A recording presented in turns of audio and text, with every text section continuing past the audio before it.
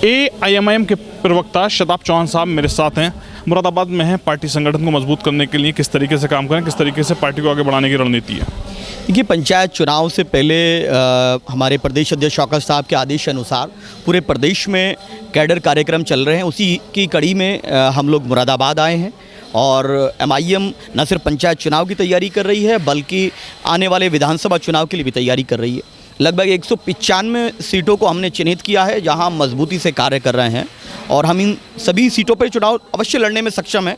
लेकिन पहले फेज़ में हमने 195 सीटों को चिन्हित किया है माननीय प्रदेश अध्यक्ष जी एवं पूरी कमेटी द्वारा, और मजबूती से हम 2027 का चुनाव लड़ने वाले हैं। बात करें, आप मुरादाबाद में हैं, मुरादाबाद से पूर्व सांसद डॉक्टर एस टी साहब हैं, उनके द्वारा एक बयान दिया गया जिसको लेकर लगातार चर्चाएँ चल रही। शताब चौहान साहब क्या सोचते हैं उस पूरे बयान को लेकर?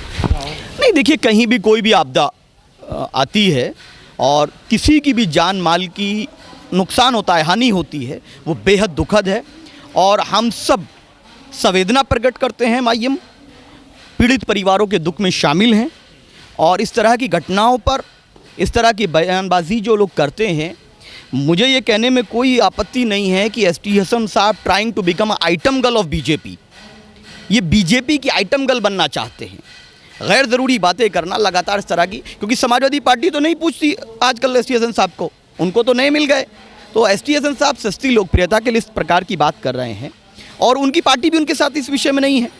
तो हम इसीलिए कहते हैं कि इस तरह की बातों से बचना चाहिए। पूरे देश में कहीं भी आपदा आती है, हमारा ये नैतिकता बनती है कि ऐसे समय पर हम इस प्रकार की बयानबाजी ना करें, बल्कि पीड़ितों के साथ हम लोग खड़े हैं और हम अल्लाह से, ईश्वर से यही दुआ करते हैं कि इस प्रकार की आपदाएं हमारे हिंदुस्तान में कहीं भी ना आएँ। इस प्रकार की हम ईश्वर से प्रार्थना करते हैं। अगर बात करें PDA को लेकर, लगातार जो है समाजवादी पार्टी कार्य कर रही है, लोगों के बीच जा रही है, उसमें PDA पढ़ाया जा रहा है, उसमें क्या कुछ कहेंगे, आपका क्या कुछ? ये बड़ी विडंबना है कि PDA में P से तो बोल दिया उन्होंने पिछड़ा है, D से दलित है, A उनका क्लियर नहीं है अखिलेश यादव जी का। A से कभी बोलते हैं अगड़ा, कभी बोलते हैं आधी आबादी, कभी बोलते हैं अल्पसंख्यक, लेकिन जिस 20% मुसलमान के वोट से वो और उनके पिताजी मुख्यमंत्री बनते रहे हैं, उनकी वो नाम तक नहीं लेना चाहते हैं। और ये PDA नहीं, ये परिवार डेवलपमेंट एजेंसी है PDA का मतलब, जिसका लक्ष्य ये है कि उन्हीं के घर में लाल बत्ती होगी। मुसलमान और जो मौर्य कुशवाहा, जो अदर बैकवर्ड कास्ट हैं और मुसलमान हैं, वो सब के सब उनके बंधुआ मजदूर रहें। लेकिन तमाम लोग जागरूक हो रहे हैं और उनके षड्यंत्र में कोई आने वाला नहीं है। वो तरह तरह का इस प्रकार का षड्यंत्र कर रहे हैं और PDA के नाम पे उत्तर प्रदेश की जनता को भ्रमित करना चाहते हैं। तो हम पूछना चाहते हैं कि उस PDA में मुसलमान कहाँ हैं? क्या मुसलमान डिप्टी CM होने वाला है? वो मुसलमान जिसने आपको 4 बार सत्ता सौंपी है। तो ये सवाल है, कब तक आप हमारी वोटों का दुरुपयोग करते रहेंगे? अब उत्तर प्रदेश का मुसलमान हो, दलित हो, पाल, सैनी, मौर्य, कुशवाहा, तमाम लोग जो हैं, जो शोषित वर्ग है, वो एक नए विकल्प की तरफ देख रहा है MIM के लिए। बात करें, अगर जिस तरीके से पूरा प्रकरण हुआ समाजवादी में, आजम खान के लिए किस तरीके से समाजवादी ने काम करा और आपकी पार्टी आजम खान के लिए क्या कुछ करेगी? नहीं, हम लोगों ने तो लगातार इस विषय को उठाया है और उनकी जो अहलिया हैं उन्होंने भी ये कहा था कि मुझे उम्मीद नहीं, ऐसा कुछ कहा था। और जांच लखनऊ आगरा एक्सप्रेसवे की नहीं होती है, गोमती रिवर फ्रंट की नहीं होती है। आजम खान साहब ने भैंस चोरी की या बकरी चोरी की, क्या किया, इसकी जांच हो जाती है। ये सब लोग समझ रहे हैं कि जब वहाँ पर इटावा के पास यादव भाई जो कथा किए उनको मारा गया, तो अखिलेश यादव जी कहते हैं हम आंदोलन करेंगे। पिछले 8 सालों से लगातार मुसलमानों की मॉब लिंचिंग हुई, मदरसों को टारगेट किया गया, लव जिहाद के नाम पे टारगेट किया गया। आपने आंदोलन की बात नहीं की, मैंने ट्वीट किया तो वो पूरी समाजवादी पार्टी और अखिलेश यादव जी मैदान में आगे नहीं, ऐसा नहीं है।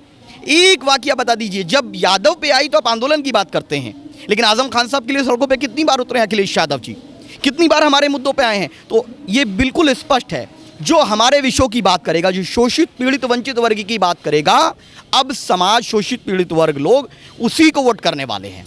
PDM आप भी गठबंधन कर रहे थे, कहाँ है गठबंधन? खाली आपकी MIM के लोग ही दिखाई दे रहे हैं आपके साथ? नहीं, ये गठबंधन की कोई मीटिंग नहीं है, ये MIM की कैडर मीटिंग है और हमारी पार्टी का कार्यक्रम है और उसी कार्यक्रम के तहत हम पूरे उत्तर प्रदेश में गठबंधन मजबूत है। मैंने क्या कहा, कब क्या फैसला लेना होता है, ये राष्ट्रीय नेतृत्व चुनाव के समय पर फैसला लेता है।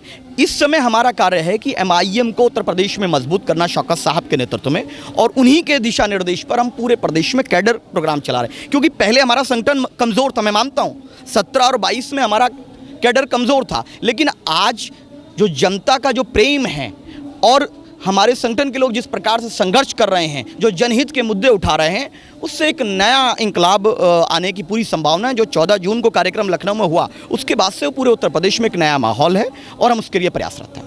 Thank you. मुरादाबाद में AIMIM के प्रवक्ता शादाब चौहान साहब थे, जिनके द्वारा कई महत्वपूर्ण बिंदुओं पर जानकारी दी है। शारिक सिद्दीकी, TV9 मुरादाबाद।